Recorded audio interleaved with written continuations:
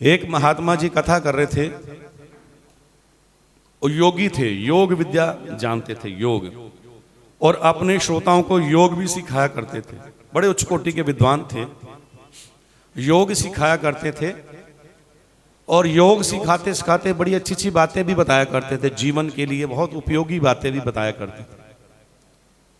तो वहां एक नौजवान भी आया करता था, उनमें 30-35 साल का नौजवान, वो भी आकर के उस योग विद्या को सीखा करता था और उस महात्मा जी के बड़े सुंदर सुंदर वचनों को भी सुना करता था।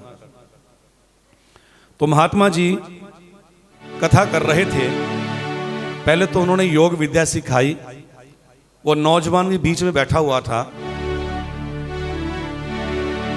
तो महात्मा जी ने योग सिखाते सिखाते 2 लाइनें बोली। वो कौन सी? कसम वादे प्यार वफा सब बातें हैं बातों का क्या। बोलिए। कसम वादे प्यार वफा सब बातें हैं बातों का क्या। कोई किसी का नहीं ये झूठे नाते हैं नातों का क्या। कसम वादे प्यार वफा सब बातें हैं बातों का क्या।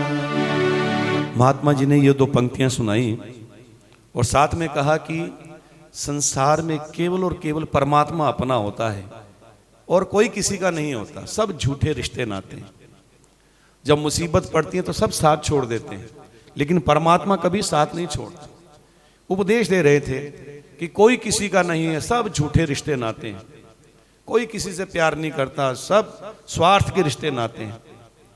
जब महात्मा जी ने इतनी बात कही, वो नौजवान खड़ा हो गया बीच में, कहता महात्मा जी मैं आपकी इस बात से सहमत नहीं हूं, भी कोई किसी का नहीं है, ऐसे कैसे हो सकता है। मेरे परिवार वाले मुझे इतना प्यार करते हैं, इतना प्यार करते हैं, अगर मैं बाजार से अपने कार्य से कहीं लेट हो जाऊं वो तो खाना ही नहीं खाते, मुझसे इतना प्यार करते हैं, इतना प्यार करते हैं, मैं बता नहीं सकता आपको। मेरी पत्नी, मेरे माता पिता, मेरे छोटे छोटे बच्चे और भी परिवार के लोग मुझसे बहुत प्यार करते हैं। तो महात्मा जी कहते हैं अच्छा आपको इतना प्यार करते हैं? कहता हाँ बहुत प्यार करते हैं। कहते हैं आपके परिवार की परीक्षा ले लें फिर, अगर तुम कहते हो कि मेरे परिवार वाले बहुत प्यार करते हैं तो आपके परिवार की परीक्षा ले लेते हैं। कहता क्यों नहीं, ले लो परीक्षा, मुझे पता है मेरे परिवार वाले मुझसे बहुत प्यार करते हैं। तो कहते हैं महात्मा जी कहते हैं मैं चलो ठीक है आपके परिवार की परीक्षा लेते हैं, मैं आपको एक युक्ति बताऊंगा, जैसा मैं कहूंगा आपने वैसा ही करना है। और नौजवान कहता बताओ क्या करना है।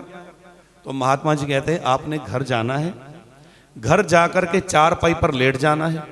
मैंने आपको योग विद्या सिखा दी हुई है, योग विद्या तुम जानते हो, कितनी कितनी देर तो श्वासों को रोक लेते हो। आपने घर जाकर के 4 पाई पर लेटना है और अपने श्वासों को रोक लेना है और अपने आप को मृत घोषित कर देना है, मरा हुआ घोषित कर देना है। कितना भी कोई उठाए लेकिन उठना नहीं है आपने, फिर मैं आ जाऊंगा, फिर देखो क्या होता है। तो नौजवान कहता ठीक है परीक्षा करके देख लेते हैं। वो नौजवान घर गया, चुपके से जा करके 4 पाई पर लेटा और एकदम से श्वासों को छोड़ करके, एकदम से श्वासों को रोक करके लेट गया और अपने आप को ऐसे मरा हुआ घोषित कर दिया। थोड़ी देर में पत्नी चाय लेकर के आई, उसको उठाने लगी कि उठिए चाय पी लो। अब वो कहाँ उठे, 1 बार हिलाया, 2 बार हिलाया, 3 बार हिलाया, वो तो घबरा गई कि इनको क्या हो गया, अभी भी तो बाहर से आए। वो तो रोने लग गई, चिल्लाने लग गई। चिल्लाने की आवाज सुन करके परिवार के लोग इकट्ठे हो गए, माता पिता सभी लोग इकट्ठे हो गए, परिवार के भाई बहन सभी इकट्ठे हो गए, रोने लगे। कहते क्या हुआ? कहते अभी बाहर, कहने लगी उसकी पत्नी कि अभी बाहर से आए, उठ नहीं रहे। सबने उठाने की कोशिश की पर लेकिन वो कहाँ उठे, वो तो श्वास को रोक करके मरा हुआ ऐसे अपने आप को लेटा हुआ है।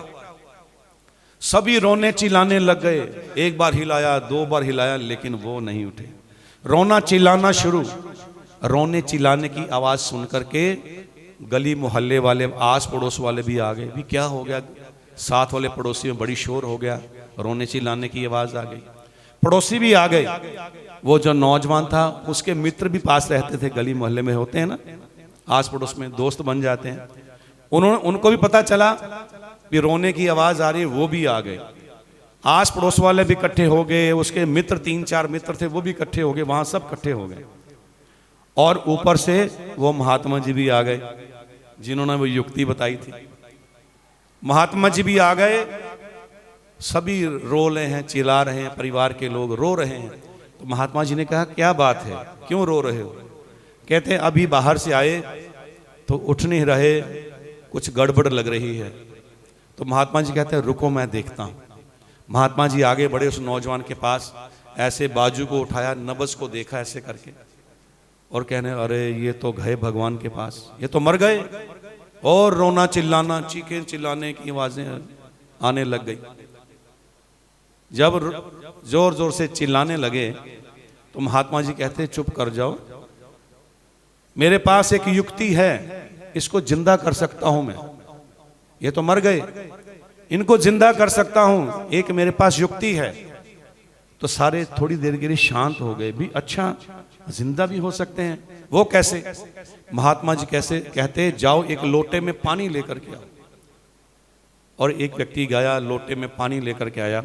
महात्मा जी ने लोटे को अपने हाथ में पकड़ा, उसके अंदर जल था, जल को देखा और मंत्र पढ़ दिया, ओम त्र्यंबकम यजामहे सुगंधिम पुष्टिवर्धनम उर्वारुकमिव बंदना मृत्योर्मोक्षयमामृतात्। जब ये मंत्र पढ़ा और उस जल को उस लोटे के ऊपर फूंक मार दी और कहा कि अब जो ये जल पिएगा वो मर जाएगा और ये व्यक्ति उठ जाएगा।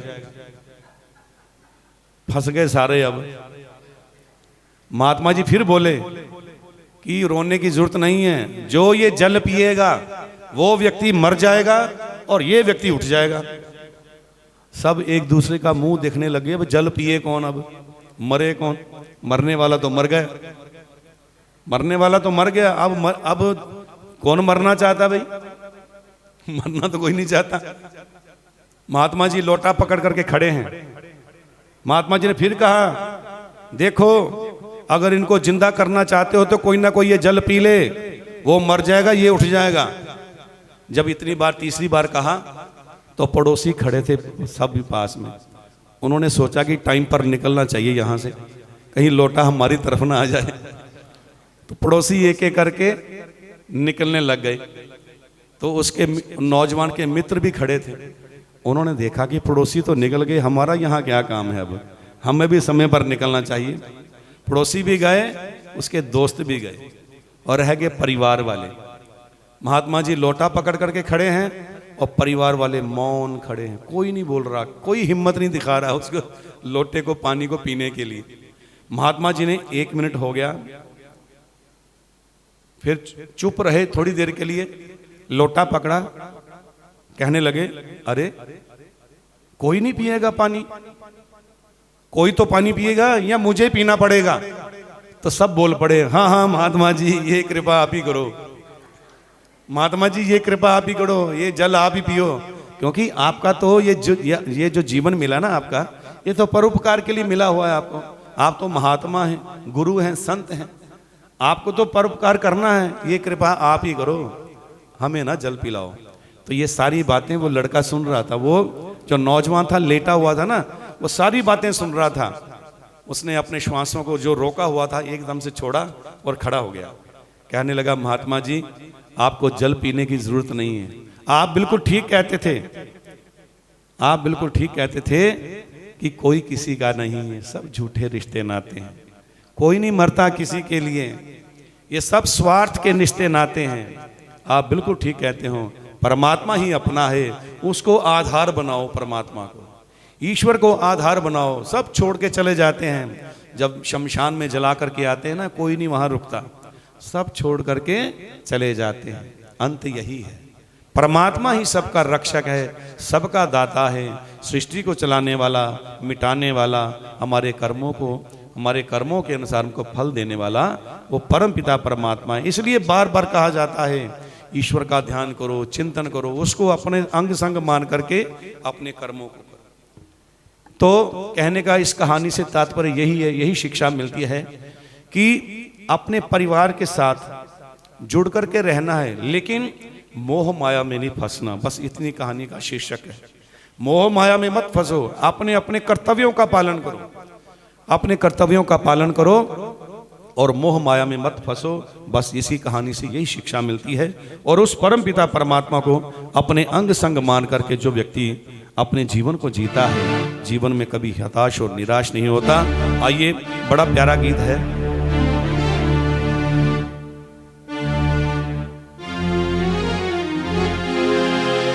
प्रभु मिल गया तो जीने का आधार मिल गया। प्रभु का आधार बनाओ, परम पिता परमात्मा को। कवि कहता है प्रभु मिल गया तो जीने का आधार मिल गया। जिसने दिल से पुकारा उसे प्यार मिल गया। जिसने दिल से पुकारा उसे प्यार मिल गया। ताली बजाइए, साथ साथ आनंद लीजिए और भजन की पंक्तियों को सुनिएगा ध्यान से। प्रभु मिल गया तो जीने का आधार मिल गया। प्रभु मिल गया तो जीने का आधार मिल गया। जिसने दिल से पुकारा उसे प्यार मिल गया। जिसने दिल से पुकारा उसे प्यार मिल गया।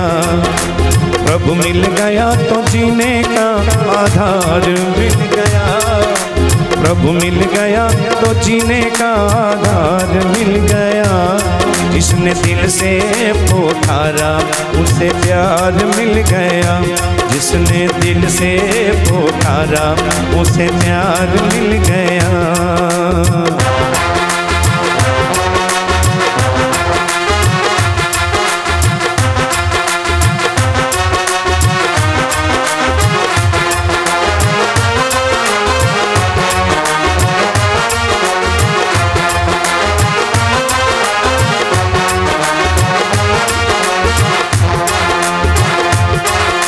जग ने सताया बहुत तड़पाया, डराया धमकाया रुलाया।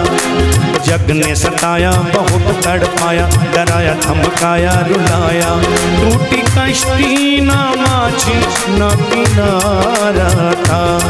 एक मुसाफिर बेचारा बेसहारा था।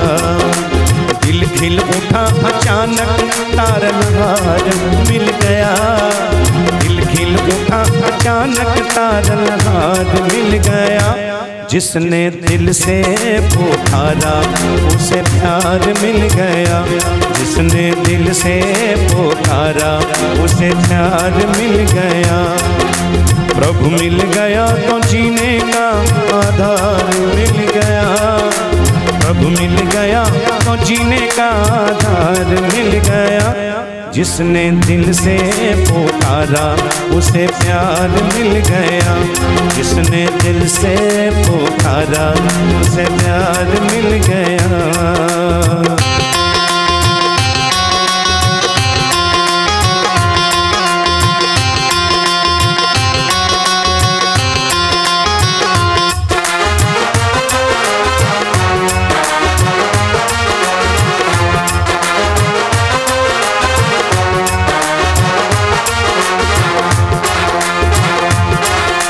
मन में ना आशा न कोई अभिलाषा, निराशा ही निराशा हताशा। मन में ना आशा न कोई अभिलाषा, निराशा ही निराशा हताशा।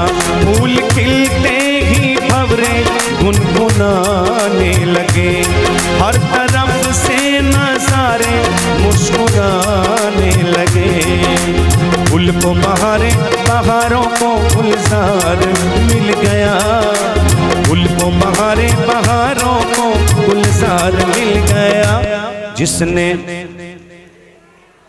जिसने दिल से पुकारा उसे प्यार मिल गया। जिसने जिसने दिल से पुकारा उसे प्यार मिल गया।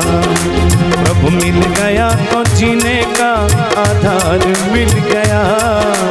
प्रभु मिल गया तो जीने का आधार मिल गया। जिसने दिल से पुकारा उसे प्यार मिल गया। जिसने दिल से पुकारा उसे प्यार मिल गया।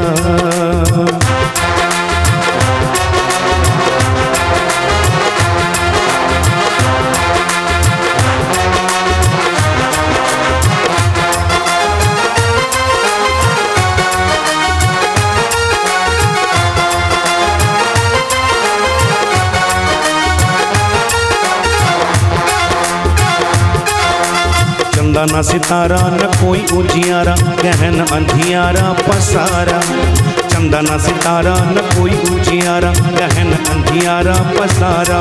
रोशनी को छुपाया था अंधेरों ने, साफ चेहरा दिखाया अब सवेरों ने।